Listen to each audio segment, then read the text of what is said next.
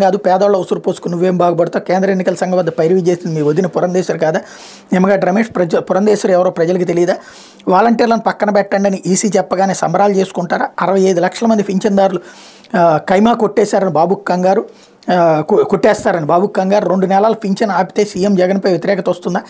జగన్ అంటేనే నమ్మకం చంద్రబాబు అంటే అబద్ధాల కోరంటూ మాజీ మంత్రి పేరు నాని స్టేట్మెంటు అట్లాగే అవ్వాతాతలపై బాబు కక్ష అంటూ వైఎస్ఆర్సీపీ నేతల ఆగ్రహం ఈసీ ఆదేశాలను పునఃసమీక్షించాలి మంత్రి బొత్స బాబుకు అవ్వాతాతల శాపనార్థాలు మంత్రి కారుమూరి చంద్రబాబు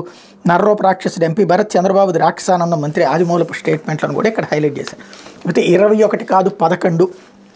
పేరే జనసేనది పోటీ చేసేది టీడీపీని అంటున్న జనసేన శ్రేణులు అంటూ జనసేనకి ఇచ్చిన మెజార్టీ సెట్లో గత ఎన్నికల్లో టీడీపీ తరఫున పోటీ చేసిన వారే ఇప్పుడు జనసేన అభ్యర్థులుగా వారిలో వీరు కూడా సీటు కేటాయింపు తర్వాత జనసేనలోకి చేరిక తాజాగా అవనిగడ్డ పాలకొండ టీడీపీ నేతలు అలా జనసేనలో చేరి ఇలా టిక్కెట్ల కైవసం గత ఎన్నికల్లో పోటీ చేసిన లేదా గత 5 ఏళ్లలో పార్టీకి పనిచేసిన వారికి దక్కింది సగం సీట్లు అంటున్న నేతలు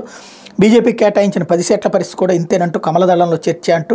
అంతన్నాడు ఇంతన్నాడే గంగరాజు అన్నట్టుగా ఉంది ఇప్పుడు జనసేన పరిస్థితి తెలుగుదేశం పార్టీతో పొత్తుకు ముందు వరకు